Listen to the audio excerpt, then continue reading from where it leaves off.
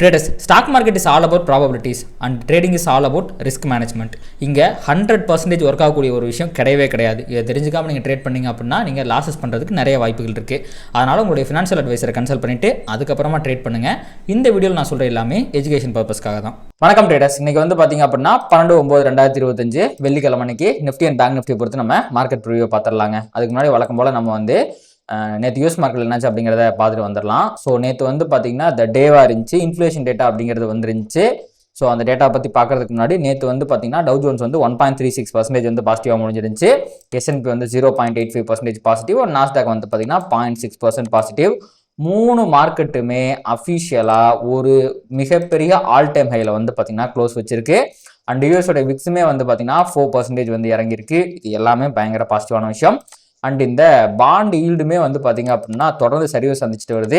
இதுவுமே வந்து பார்த்தீங்கன்னா ஸ்டாக் மார்க்கெட்டுக்கு ஒரு பாசிட்டிவான விஷயங்க. ஸோ இந்த அளவுக்கு பாசிட்டிவிட்டியை ஸ்டாக் மார்க்கெட்டுக்குள்ளே பம்ப் பண்ணுறதுக்கான நியூஸ் என்ன அப்படின்னு சொல்லி பார்த்தீங்க அப்படின்னா நேற்று வந்த இன்ஃப்ளேஷன் டேட்டா தான்.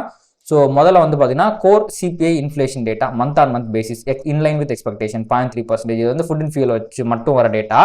அதோட இன்ஃப்ளேஷன் வந்து கட்டுக்குள்ளே தான் இருக்குது. இதுக்கு முன்னாடி வந்ததும் 0.3 தான், இப்போ வந்ததும் 0.3 தான். விச் மீன்ஸ் ட்ரம்ப் கிரியேட் பண்ண இந்த டேரிஃப் எஃபெக்ட்ஸ்லாம் பெருசாக ஃபுட் அண்ட் இன்ஃப்ளேஷன் அத்தியாவசியத்தை பெருசாக பாதிக்கல, அதோடைய ப்ரைஸை ஹைக் பண்ணங்கிறது இதிலிருந்து தெரியுது.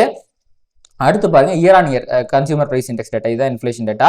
2.9 எக்ஸ்பெக்டேஷன் வந்து பார்த்தீங்க அப்படின்னா 2.9 தான், வந்தது 2.9 தான். இந்த 2.9 தான் ஒரு 0.9% கம்மி பண்ணி 2% கொண்டு வரணும் அப்படிங்கிற டார்கெட்டை வந்து ஃபெட் வச்சிருக்காங்க. அது வரவே மாட்டேங்குது. ஒரு 3-4 வருஷம் முயற்சியில் ஒரு 5-6% போயிருந்துச்சு. இதை கஷ்டப்பட்டு எப்படியோ வந்து இப்போ இந்த 2.9% வந்து கொண்டு வந்துட்டாங்க. அடுத்து வந்து மந்த் ஆன் மந்த் பேசிஸில் மட்டும் எக்ஸ்பெக்டேஷனை காட்டிலும் வந்து ஒரு 0.1% வந்து பார்த்தீங்கன்னா ஏறி முடிஞ்சிருக்கு. Because of this local issues, Trump create பண்ண இஷ்யூவால் மந்த் ஆன் மந்த் பேசிஸில் மட்டும் அதிகமாக இருக்கே ஒழிய உங்களுக்கு கோர் இன்ஃப்ளேஷன் ஆகட்டும் இல்லை வந்து இயர் ஆன் இயர் இன்ஃப்ளேஷன் ஆகட்டும் எல்லாமே கொஞ்சம் கட்டுப்பாட்டுக்குள்ளே தான் இருக்குது அப்படிங்கிறது ஒரு மிக முக்கியமான பாசிட்டிவாக வந்து போயிடுச்சுங்க மார்க்கெட்டுக்கு. அடுத்து பார்த்தீங்கன்னா இனிஷியல் ஜாப்லெஸ் கிளைம்ஸ், இது வந்து பார்த்தீங்கன்னா இதுவும் முக்கியமான டேட்டா தான். ஜாப் இல்லை அப்படிங்கிறவங்க நிறைய பேர் வந்து சொல்லியிருக்காங்க. ஸோ இதுவுமே வந்து மந்த் ஆன் மந்த் பேசிஸில் வர ஒரு டேட்டா தான். ஸோ இது வந்து எக்கனாமிக்கு ஒரு பியரிஷான விஷயம், ஆனால் மார்க்கெட்டுக்கு அது ஒரு பாசிட்டிவான விஷயம். எப்படி அது மார்க்கெட்டுக்கு பாசிட்டிவான விஷயம் அப்படின்னா அடுத்த 17ஆம் தேதி நினைக்கிறேன் யூஎஸ்ல வந்து பார்த்தீங்கன்னா ஃபெட் மீட்டிங் 5 நாளில் ஃபெட் மீட்டிங் வந்து நடக்க போகுது. அதில் வந்து பார்த்தீங்க அப்படின்னா இன்ட்ரெஸ்ட் ரேட்டை கம்மி பண்ண போகிறாங்க. இன்ட்ரெஸ்ட் ரேட்டை கம்மி பண்ணாங்கன்னா அது எக்கனாமிக்கு பாசிட்டிவாக போய் முடியும். இப்போதைக்கு வந்து பார்த்தீங்கன்னா 0.25 basis point interest rate cut அப்படிங்கிறது உறுதியாயிருச்சு. ஏன்னா 92% ப்ராபபிலிட்டி இருக்குது, அதை கன்ஃபார்மாக பண்ண போகிறாங்க. ஆனால் இங்கே வந்திருக்க இன்ஃப்ளேஷன் டேட்டா இந்த வருஷத்துக்குள்ளேயே ஒரு 0.5 பேசிஸ் பாயிண்ட், அதாவது இன்னொரு 25 basis point interest rate cut பண்ணுறதுக்கு வாய்ப்பு இருக்குமா அப்படிங்கிறத வந்து ஒரு குறிக்கிற விதத்தில் வந்துருந்துச்சு. சப்போஸ் இந்த இன்ஃப்ளேஷன் இந்த இன்லைன் வித் எக்ஸ்பெக்டேஷன் வராமல் கொஞ்சம் கம்மியாகவோ அதிகமாகவோ வந்திருந்தால் அதுக்கேற்ற மாதிரி மார்க்கெட் பெரிய அளவில் ரியாக்ட் பண்ணியிருக்கோம். ஆனால் எல்லாமே மார்க்கெட் எதிர்பார்த்த மாதிரியே வந்துருச்சு. ஸோ இந்த மீட்டிங்கில் 25 பேசிஸ் பாயிண்ட்டும், அடுத்து பார்த்தீங்கன்னா அக்டோபர் மீட்டிங்கில் பாருங்க இன்னொரு 25 பேசிஸ் பாயிண்ட் குறைக்கிறதுக்கான ப்ராபபிலிட்டி 82% அப்படிங்கிற மாதிரியும் வந்து வந்திருக்கு. இது ரெண்டுமே வந்து பார்த்தீங்கன்னா மார்க்கெட்டை பயங்கரமாக வந்து ஒரு பாசிட்டிவாக ஆக்கிருச்சு. எல்லா ஸ்டாக்ஸும் பயங்கரமாக ரேலி ஆச்சு, இண்டெக்ஸே பயங்கர ரேலி ஆச்சு. மூணு இண்டெக்ஸுமே வந்து பார்த்தீங்கன்னா யூஎஸ் மார்க்கெட்டில் பயங்கர பாசிட்டிவாக முடிஞ்சிருக்குங்க. ஸோ இதுதான் நேற்று நடந்த விஷயம். ஒரு குளோபல் மொமெண்டம்கே வந்து பார்த்தீங்கன்னா இது ஒரு பாசிட்டிவிட்டி இன்ஜெக்ட் பண்ணியிருக்கு அப்படின்னு நம்ம சொல்லாங்க. ஸோ அதுக்கப்புறமா வந்து பார்த்தீங்க அப்படின்னா இந்தியா ரிலேட்டடாக சில நியூஸ்லாம் இருக்குங்க. நான் வந்து 2-3 நாளாக இந்த டேரிஃப் நியூஸ்லாம் நான் வந்து ஃபாலோ பண்ணல, அதான் முடிஞ்சிருச்சே வரும்போது பார்த்துக்கலான்ட்டு. ஆனால் அதில் கொஞ்சம் கொஞ்சமாக வந்து பார்த்தீங்க அப்படின்னா சில பாசிட்டிவிட்டிலாம் நடந்திருக்கு. அதன் காரணமாக நம்ம மார்க்கெட் வந்து பாசிட்டிவாக ரியாக்ட் பண்ணியிருக்கு அப்படிங்கிறதுலாம் அப்போ தான் தெரிஞ்சு.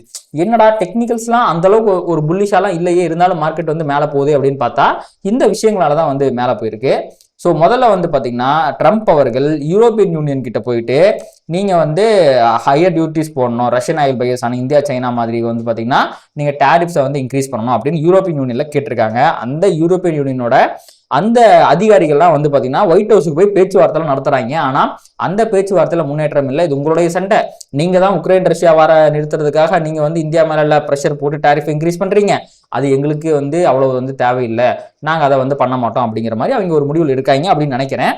ஸோ அதனால தான் வந்து பார்த்தீங்கன்னா அதை வந்து மார்க்கெட் கொஞ்சம் பாசிட்டிவாக எடுத்துக்கிச்சு. மேபி யூரோப்பியன் யூனியன் போடல அப்படிங்கிறது ஒரு நல்ல விஷயம் தான் அப்படிங்கிற மாதிரி இருந்துச்சு. அண்ட் இங்கே பாருங்கள் இப்போதைக்கு வந்து பார்த்தீங்கன்னா செர்ஜியோ கோர் அப்படின்னு வந்து ஒருத்தர் இருக்கிறாரு. அவர் என்ன சொல்றாருன்னா, சீக்கிரமாகவே இந்த இந்தியா யூஎஸோடைய அந்த டேரிஃப் பிரச்சனை அப்படிங்கிறது முடிவுக்கு வரதுக்கு வாய்ப்புகள் இருக்குது, சீக்கிரமாகவே நிலைமை சரியாகிறதுக்கு வாய்ப்பு இருக்குது அப்படிங்கிற மாதிரி நேற்று ஒரு நியூஸை வந்து சொல்லியிருக்காரு. இதுவுமே வந்து பார்த்தீங்கன்னா மார்க்கெட்டுக்கு பாசிட்டிவான விஷயம் தான். ஸோ ஜிஎஸ்டி 2.2 அப்படிங்கிற மாதிரி ஒன்று வருது. அது வந்து பார்த்தீங்கன்னா ட்ரம்ப் அவர்கள் இந்தியாவுக்கு மேலே போட்ட டேரிஃபை கவுண்டர் அட்டாக் பண்ணுற மாதிரி இந்திய பொருளாதாரத்தை கொஞ்சம் உயர்த்துற மாதிரி தான் கவர்மெண்ட் அந்த முடிவை எடுக்கிறாங்க. அது வந்து மார்க்கெட்டுக்கு ஒரு பாசிட்டிவான விஷயமா மாறுது. ஏன்னா கம்பெனிஸ் எல்லாம் நல்ல ப்ராஃபிட் விலையை குறைச்சி விற்க முடியும், நிறையா சேல்ஸை இன்க்ரீஸ் பண்ண முடியும். ஸோ தட் அது பாதிப்பு இல்லாத மாதிரி பார்க்குது. அதுக்கு மார்க்கெட் ஒரு கேப் போட்டுச்சு. அதுக்கு நடுவில் வந்து பார்த்தீங்கன்னா இந்த ட்ரம்ப் டேரிஃபே வந்து முடியுது, சீக்கிரமாக முடியுது அப்படிங்கும்போது ஓகே, அப்போ வந்து இது ஒரு சூப்பர் டபுள் பாசிட்டிவ் தானே இது. ஓகே, ட்ரம்ப் டேரிஃபால இதை கவுண்டர் பண்ணுறதுக்காக ஒரு விஷயத்தை கொண்டு வராங்க. அது இந்தியாவை வந்து நல்ல ஒரு பொசிஷனில் வைக்குது. இதை தாண்டியுமே வந்து இந்த ட்ரம்ப் டேரிஃபே முடிஞ்சு போச்சு, நார்மலாக வந்து அவங்க வந்து அந்த ரேட்லாம் வந்து கம்மி பண்ணிட்டாங்க, அப்போ டேரிஃபை கம்மி பண்ணிட்டாங்க அப்படின்னா அப்போ என்ன ஆகும், இன்னும் ஃபர்தராக வந்து growth இருக்கும். ஸோ இந்த மாதிரி பல பாசிட்டிவான விஷயங்களில் வந்து மார்க்கெட் எதிர்நோக்கி தான் வந்து பார்த்தீங்கன்னா மேலே போய்கிட்டு இருக்கு. ஸோ நியூஸால் வந்து மார்க்கெட் மேலே போகும்போது அது எப்படி எவ்வளோ தூரம் போகும், எதனால் எவ்வளோ தூரம் போகுங்கிறத கரெக்டாக நம்மளால சொல்ல முடியாது. அந்த விதத்தில் தான் எப்பவுமே வந்து பார்த்தீங்கன்னா மார்க்கெட் மேலே போயிட்டு இருக்கு. ஸோ நம்ம அதோட லெவல்ஸை பற்றி நம்ம ஃபர்தராக டிஸ்கஸ் பண்ணுவோம். ஸோ இப்போதைக்கு வந்து பார்த்தீங்கன்னா எங்கே திரும்பினாலும் பாசிட்டிவான நியூஸ் மட்டுமே தான் கண்களுக்கு தெரிகிறதுங்க. சரி, ஓகே.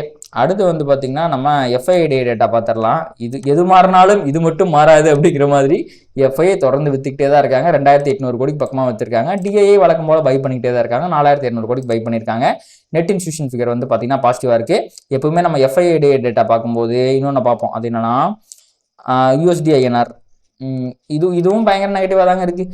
88.2 அப்படிங்கிற மாதிரி வந்து பார்த்தீங்கன்னா ஒரு ஆல் டைம் ஹை க்ளோஸ் வச்சிருக்கு. ஃபர்தராக இன்க்ரீஸ் ஆகிறதுக்கு அதிகமான வாய்ப்புகள் இருக்க மாதிரி தெரியுதுங்க. ஸோ இப்போதைக்கு வந்து பார்த்தீங்கன்னா நம்ம ஸ்டாக் மார்க்கெட்டு கொஞ்சம் பீரிஷாக இருக்க ஒரே ஒரு விஷயம் யூஎஸ்டிஐஎன்ஆர், நம்மளுடைய பண மதிப்பு இழப்பு அப்படிங்கிறது மட்டும்தான் டிப்ரிஷியேட் ஆகிட்டே போகுது.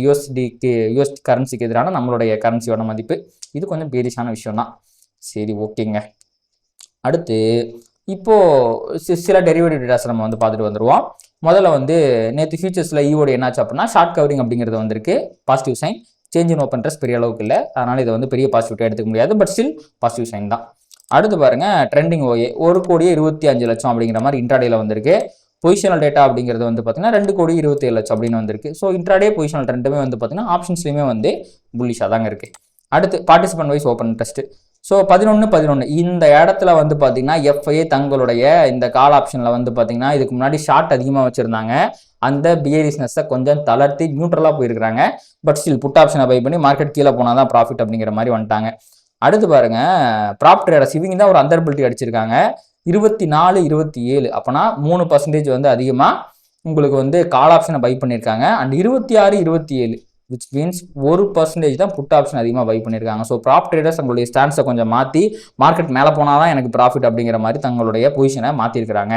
அடுத்து பார்த்தீங்கன்னா ரீட்டைல் ட்ரேடர்ஸ் 62, 64 இப்போ பாருங்க, இவங்க கால் ஆப்ஷன் அதிகமாக செல் பண்ணிட்டாங்க. எப்பப்பெல்லாம் இவங்க வந்து கொஞ்சம் இந்த பேரிஸ்னஸ் இன்க்ரீஸ் பண்ணி புல்லிஷாக மாறுறாங்களோ இவங்க அப்போ வந்து பேரிஷாக மாறிடுறது ரீட்டைலர்ஸ் எல்லாம். ஸோ இப்போ வந்து பார்த்தீங்கன்னா ரீட்டைலர்ஸ் என்ன நினைக்கிறாங்கன்னா, ஓகே மார்க்கெட் இதுக்கு மேலே போகிறது கொஞ்சம் கஷ்டம் தான், அதனால் நம்ம கால் ஆப்ஷனை செல் பண்ணிடலாம், புட் ஆப்ஷனை செல் பண்ணிடலாம். ஸோ மார்க்கெட் வந்து ஒரு சைட்வேஸ் ரேஞ்சுக்குள்ள இருந்தால் எனக்கு ப்ராஃபிட் வரும் அப்படிங்கிற மாதிரி இவங்களோட பொசிஷன்ஸை ஸ்டாண்ட் பண்ணுறாங்க. அப்போ 3 பேர் 3 விதமாக இருக்காங்க. எஃப்ஐக்கு கீழே போனால் தான் ப்ராஃபிட், ப்ராப் ட்ரேடர்ஸ்க்கு மேலே போனால் தான் ப்ராஃபிட், ரீட்டைல் ட்ரேடர்ஸ்க்கு வந்து பார்த்தீங்கன்னா சைடு வேஸில் முடிச்ச ப்ராஃபிட். என்ன போகுது அப்படிங்கிறத செவ்வாய்க்கிழமைக்கு ரொம்ப இன்ட்ரெஸ்டிங்காக இருக்க போது பொறுத்து வந்து பார்க்கலாம்.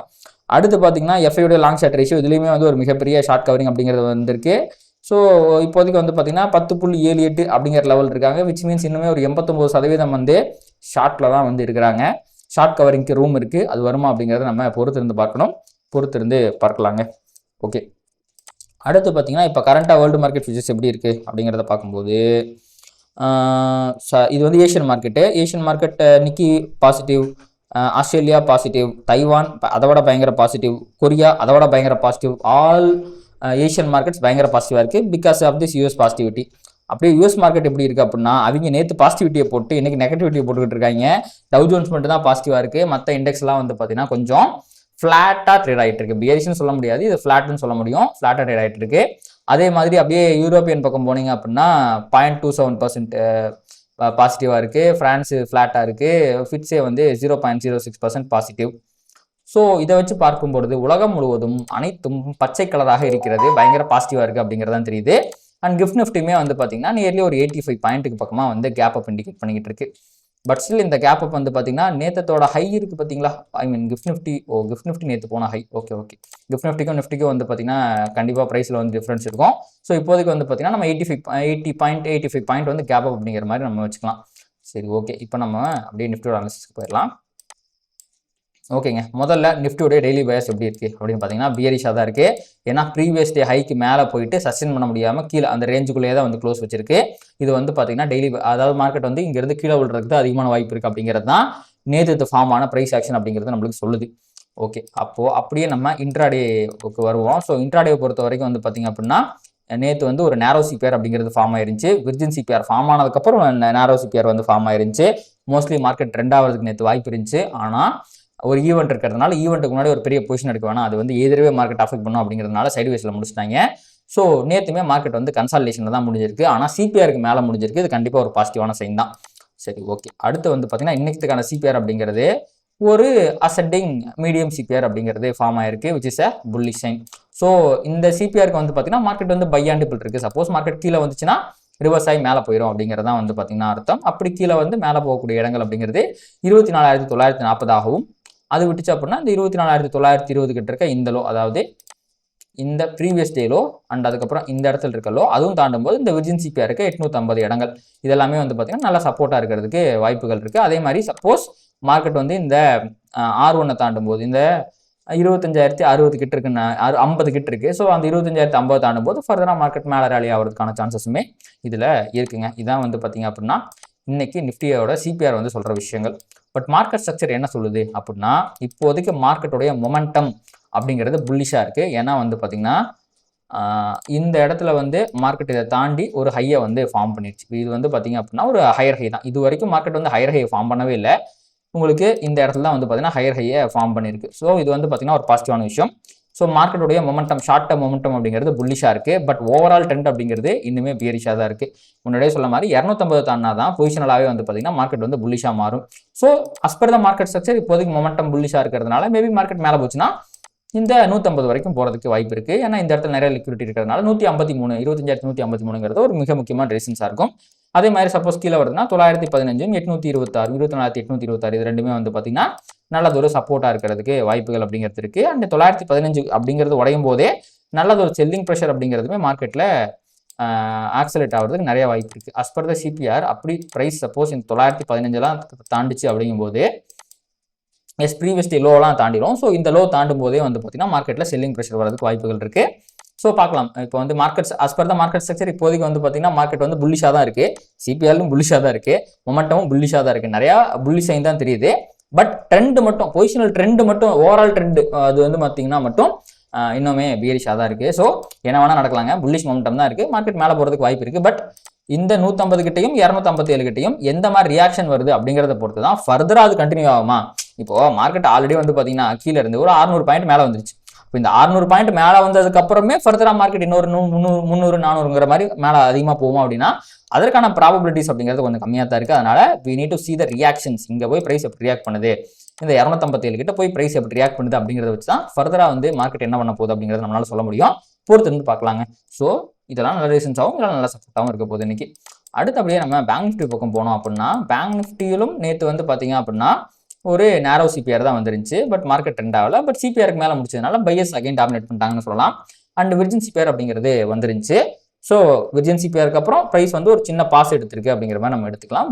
புல்லிஷ் தான், இதுவுமே புல்லிஷான ஒரு சைன் தான். அண்ட் அகைன் பேங்க் நிஃப்டிலுமே வந்து பார்த்தீங்க அப்படின்னா இன்னைக்கு ஒரு அசெண்டிங் மீடியம் சிபிஆர் அப்படிங்கிறது தான் ஃபார்ம் ஆயிருக்கு. Which means market buy and டிப்ல இருக்க போகுது அப்படிங்கிறது அர்த்தம். ஸோ அப்போனா மார்க்கெட் வந்து ஒரு டிப் அடிச்சதுன்னா அது பை ஆகி மேலே போகிறதுக்கு வாய்ப்புகள் அப்படிங்கிறது இருக்குது. விச் மீன்ஸ் ப்ரைஸ் டுவர்ட்ஸ் இந்த 54,400 கிட்ட வரும்போது இது ஒரு நல்ல சப்போர்ட்டாக ஆக்ட் ஆகிறதுக்கு நிறைய சான்சஸ் அப்படிங்கிறது இருக்குங்க. அதே மாதிரி 54,800 தாண்டும் போது பையிங் ப்ரெஷர் வந்து மேலே போகிறதுக்கு வாய்ப்பு இருக்குது. அண்ட் கேப் அப்ல ஐ திங்க் மோஸ்ட்லி இந்த 54,800க்கு மேலே தான் ப்ரைஸ் ஓப்பன் ஆக போகுது. ஸோ நிஃப்டியுமே வந்து பார்த்தீங்கன்னா இன்னைக்கு R1க்கு மேலே தான் வந்து ஓப்பன் ஆக போகுது. ஸோ மேபி இந்த கேப் அப் சஸ்டெயின் ஆகிற பட்சத்தில் கண்டிப்பாக ப்ரைஸ் வந்து டுவர்ட்ஸ் 25,150 வரைக்கும் போகிறதுக்கான வாய்ப்புகள் அப்படிங்கிறது இருக்குங்க. ஸோ இந்த கேப் அப் சஸ்டெயின் ஆகுமா அப்படிங்கிறத மிகப்பெரிய கேள்வி. அதற்கான பதிலாக தான் வந்து பார்த்தீங்கன்னா இன்னைக்கான ப்ரைஸ் ஆக்ஷனும் நமக்கு கிடைக்க போகுது. ஸோ பார்க்கலாங்க. ஓவராலாக வந்து பார்த்தீங்கன்னா பார்க்குற எல்லாமே வந்து புல்லிஷாக தான் இருக்குது. ஸோ ஸ்டாக் மார்க்கெட்டில் ஒரு விஷயம் சொல்லுவாங்க, எல்லாரும் புல்லிஷாக இருக்காங்களா அப்போ போய் செல் பண்ணு, எல்லாருமே பியரிஷாக இருக்காங்களா அப்போ போய் பை பண்ணுன்னு சொல்லுவாங்க.